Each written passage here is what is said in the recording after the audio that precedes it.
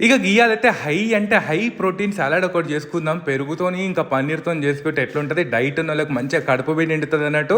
Taste కూడా జబర్దస్త్ ఉంటది. మంచిగా గిన్నెలకు ధనియాల పొడి, చాట్ మసాలా, జీలకర్ర పొడి, చిల్లీ ఫ్లేక్స్, ఉప్పు, అట్లనే పన్నీర్ వచ్చి మనం అక్షయకల్ప నుంచి ఆర్డర్ పెట్టుకున్నాం. మీకు తెలుసు కదా వీళ్ళు స్వచ్ఛమైన ఆవు పాలతో చేస్తారన్నట్టు. ఎక్కువ ఫ్యాట్ బి ఉంటది. మంచిగా కావాల్సిన ప్రోటీన్ వచ్చేస్తది అన్నట్టు.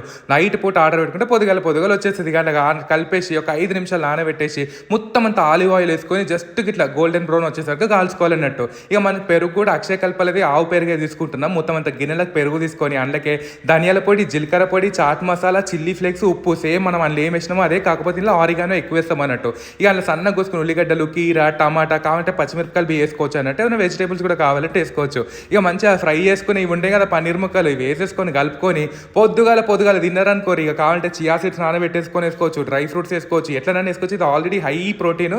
మీదికెళ్ళి మొత్తం అంతా కొత్తిమీర కావాలంటే నిమ్మకాయ వేసుకొని తిన్నారనుకోరు, జబర్దస్త్ ఉంటుంది.